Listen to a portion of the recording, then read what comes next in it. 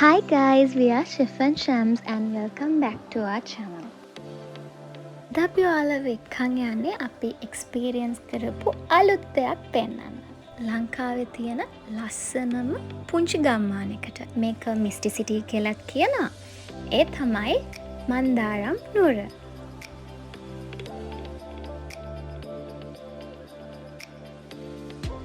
ඉතින් අද අපි එක්ස්ප්ලෝර් කරන්න යන්නේ Tea and Experience Factory by Thema Collection.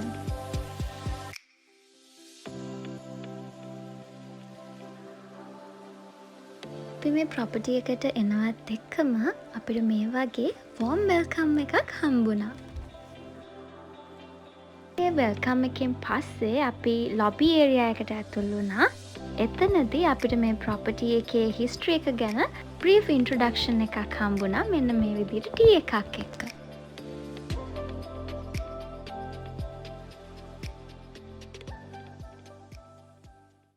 දෙවියන්ට ලොකු ටී ෆැක්ටරි එක මේක කියලා තමයි අපි හිස්ටරි එක ඇටියට අපි දන්නේ 1980 විතර වෙනකම් අවුරුදු 100ක් විතර ෆැක්ටරි ඔපරේට් කරලා තියෙනවා. අවුරුදු 7කට කිට 30කට වඩා වැඩි කාලයක් වහලා තමයි තිබිලා තියෙන්නේ. ඒකට අපි 2019 වල ගන්නකොට මේක යකඩ වලට කඩලා විකුණන්න ගිය ෆැක්ටරි එක. මාස 8ක් ඇතුළත හොටල් එකකට කන්වර්ට් කරලා ඔගස්ට් වල ඕපන් කරා. මේක ටී ඇන්ඩ් එක්ස්පීරියන්ස් කිව්වහම අපේ මූලිකම අදහස තියෙන්නේ ටී ෆැක්ටරි එකක දවසක් ගත කරන එක්ස්පීරියන්ස් එක ටච් කරන එක.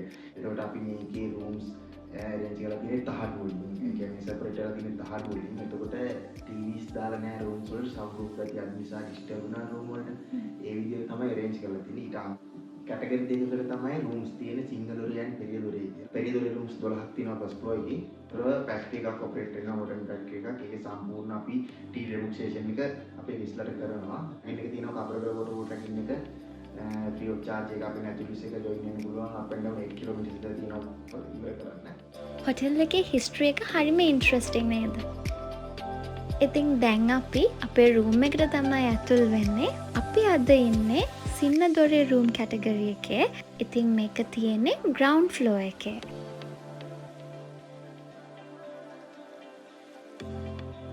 කිව්වා වගේ tea and experience කියන එක රූම් එකට ආවම තේරෙනවා. ඉතින් මේ වගේ machineries එක්ක ෆැක්ටරි එකට කිසිම චේන්ජ් එකක් නොකර තමයි මේ රූම් එක හදලා තියෙන්නේ.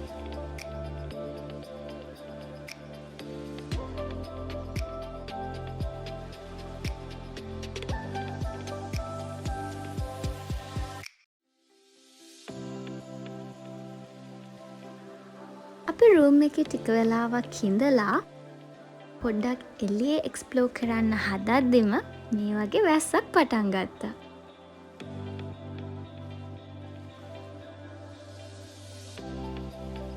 මන්දාරම් නුවර තියෙන විශේෂත්වය තමයි මෙන්න මේ unpredictable weather එක. හැමතිස්සෙම clouds වලින් වැහිච්ච වෙනස්ම weather එකක් තමයි තියෙන්නේ.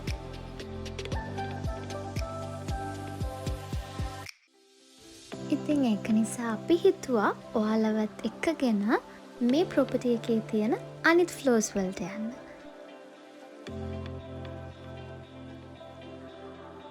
ග්‍රවුන්ඩ් ෆ්ලෝර් එකේ ස්ට්‍රක්චර් එකටම තමයි පෙරිය දොරේ රූම් කැටගරිස් උත් හැදලා තියෙන්නේ.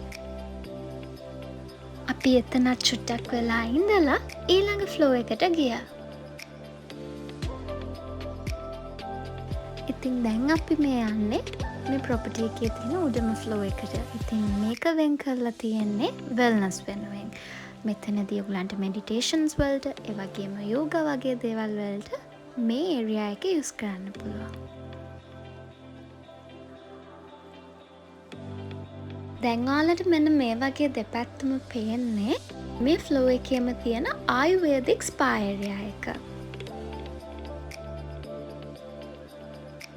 මේ ස්පා ඒරියා එකේදී යූස් කරන ට්‍රීට්මන්ට්ස් හැම එකක්ම ටී ඉන්ෆියුස් වෙච්ච ඒවා. ටොප් ෆ්ලෝර් එකට ඇවිල්ලා එතන ඉඳලා වැස්සත් එක්ක මේ විදිහට view එක ගොඩක් වෙලා බලන් හිටියා. හරිම ලස්සනයි, ඒ වගේම ගොඩාක් peaceful.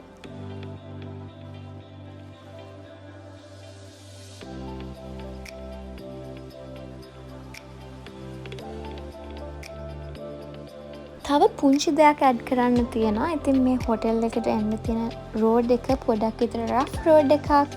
ඉතින් ඒක නිසා ඔයාලා එනවා නම් අනිවාර්යෙන් රෑ වෙන්න කලින් චෙකින් වෙන්න.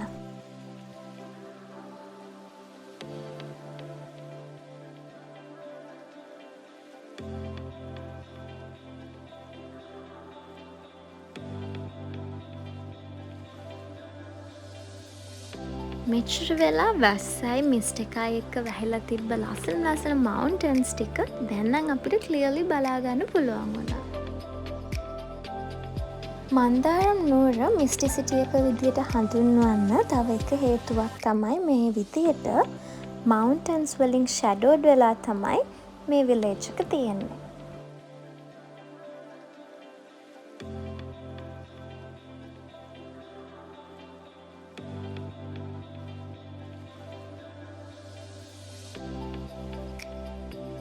ඉතින් මේ ලස්සන වෙදර් එකත් එක්ක අපිට හවස හොටෙල් එකෙන් හයි ටී අරේන්ජ්මන්ට් එකක් කරලා තිබ්බා.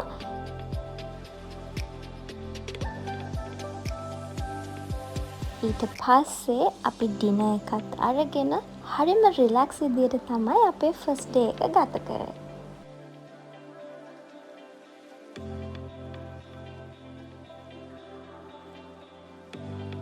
මේ තියෙන්නේ මන්දාරම් නුවර අපේ සෙකන්ඩ් ඩේ එක. අපි ගොඩාක්ම ආසාවෙන් හිටියේ සන්රයිස් එක කැප්චර් කරන්න. හරිම ලස්සන ක්ලියර් විව් එකක් තමයි ඒ වෙලාවෙන් තිබුණේ.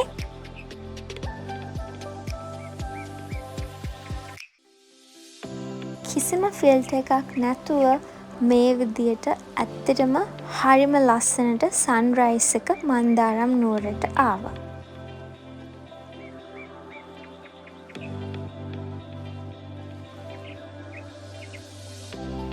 ට්‍රිප් එකේදී මම ආසම කරන මූමන්ට් එක තමයි මෙන්න මේක.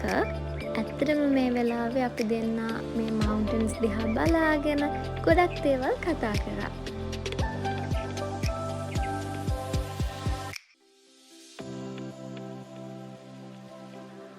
ඔයාලගේ බිසි ලයිෆ් එකකින් ඈඩ් වෙලා නේචර් එකත් එක්ක ඔයගලන්ට එකතු වෙන්න ඕනේ නම් මෙන්න මේ ප්‍රොපර්ටි එක ඇත්තටම අයිඩියල්.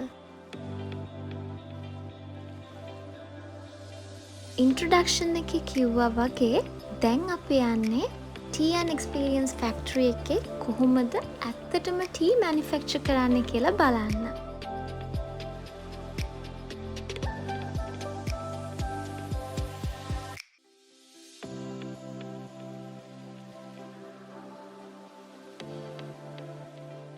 ඉතින් ෆැක්ටරි එක ඇතුළටත් අපිව මේ විදියට තමයි වෝම්ලි වෙල්කම් කරේ.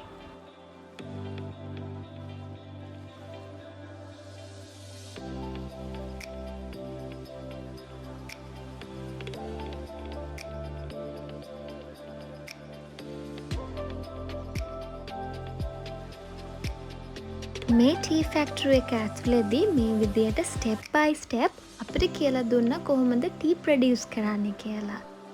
එතනදී ඇත්තටම ශ්‍රී ලංකන් ටී වල වැලියු එකත් අපිට දැනගන්න හම්බුණා.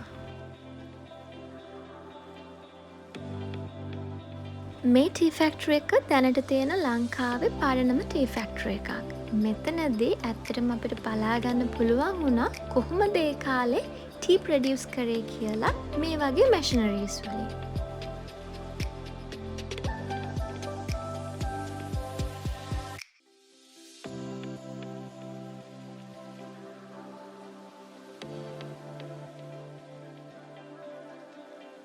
ඊට පස්සේ ටී ඇන්ඩ් එක්ස්පීරියන්ස් එකේ තියෙන රියල්ම මීනින් එක තමයි දැන් ඔයගොල්ලෝ බලාගන්න යන්නේ. අපි මේ යන්නේ ටී ප්ලකින් වලට. ඉතින් අපිව මෙන්න මේ විදියට ටී ෆීල්ඩ්ස් අතරින් ටී ප්ලකින් වලට අපේ නැචරලිස්ට් එකක් ගියා.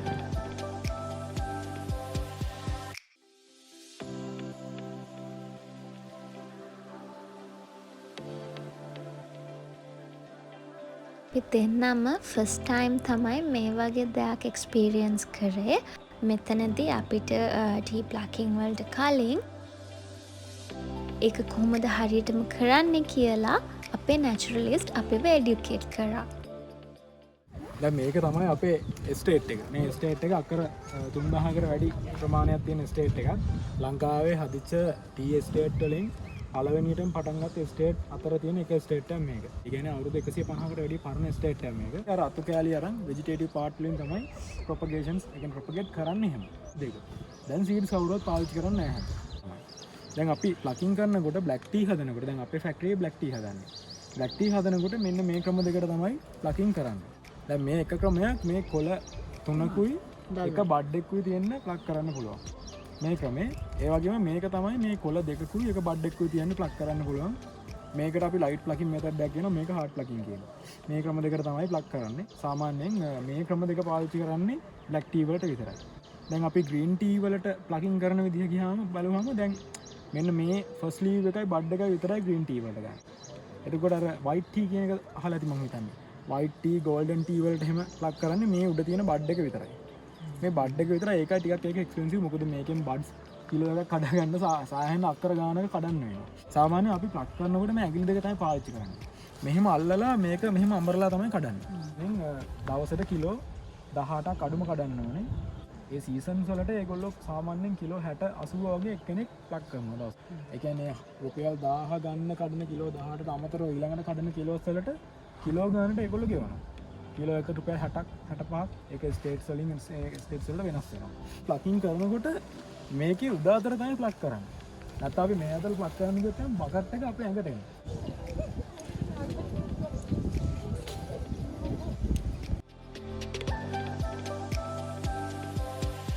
මෙන්න මෙතනදි තමයි අපිට තේරුනේ මේ ප්‍රොසෙස් එක කොච්චර අමාරුයිද කියලා.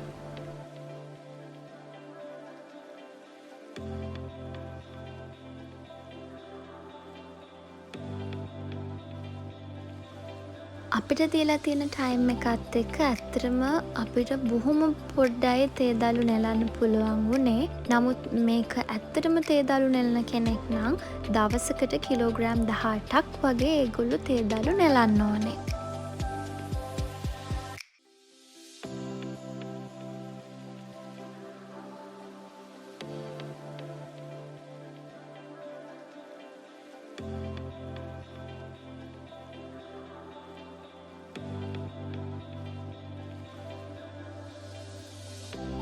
ඉතින් අපි ටී ප්ලකින් ඉවර කරලා ඒගොල්ලන්ට මෙන්න මේ බකට්ස් ටිකත් බාර දීලා ලෑස්ති වුණේ අපේ ඊළඟ ඇක්ටිවිටි එක කරන්න.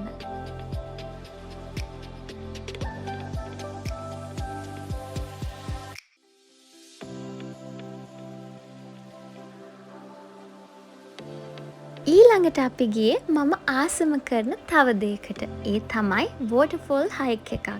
ඉතින් TN experience factory එකට එන හැමෝටම මේක free of charge ලැබෙන සර්විස් එකක්.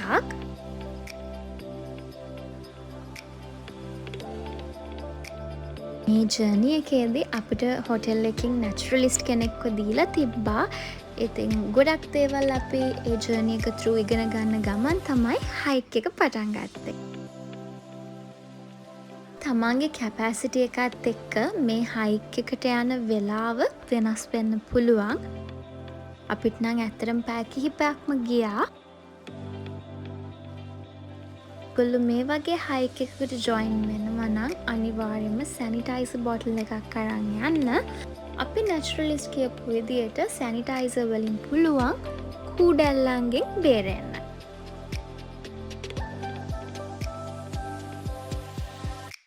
හයික් එක යන්න තියෙන්නේ මන්දාරම් නුවර මේ පුංචි ගම්මානය මැදින්. ඉතින් එතනදී අපිට ඇත්තටම මේ ගමේ අයගේ ඩේ ටු ඩේ ලයිෆ් එකත් බලා ගන්න පුළුවන් වුණා.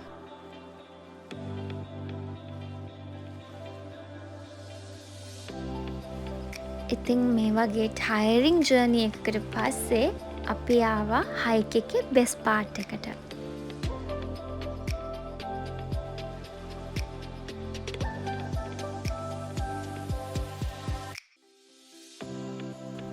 දැන් අපි මේ පොඩ පොඩ ලං වෙන්නේ කබරගල ඇල්ලට.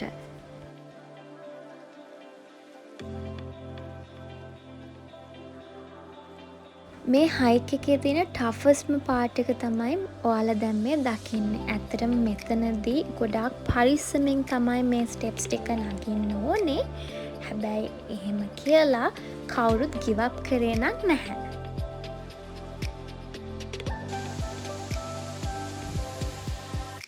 ඉතින් මේ තමයි අපේ හයික් එකේ end point එක. එහෙම නැත්නම් බෙස්ම පාර්ට් එක. ඔගොල්ලෝ මේ දකින්නේ කබරගල ඇල්ල. කබරගල ඇල්ල තමයි මන්දාරම් නුවර තියෙන ලස්සනම waterfall එක. ඉතින් අපි මේ waterfall එක ගාව time spend කරලා photos එහෙම අරගෙන ආයෙත් අපේ property එකට ගියා. මේ විදිහට තමයි මන්දාරම් නුවර travel vlog එක ඉවර වෙන්නේ. ඉතින් මෙච්චර වෙලා ඔයගොල්ලෝ අපේ වීඩියෝ එක බලන් හිටියා නම් ගොඩක් ස්තුතියි. ඒ වගේම අපේ channel එකත් subscribe කරලා තියන්න. Thank you for watching. Bye bye.